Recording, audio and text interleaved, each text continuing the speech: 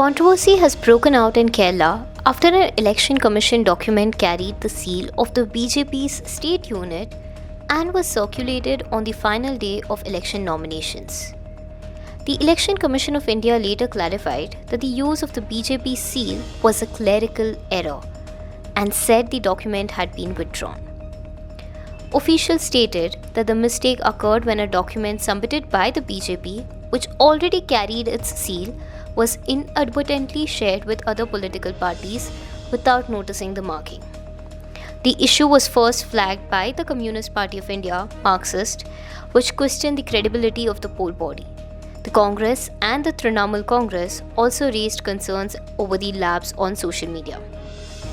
The poll panel said it had issued instructions to disregard the document and urged the public not to spread misleading information, maintaining that safeguards were in place to ensure a fair electoral process.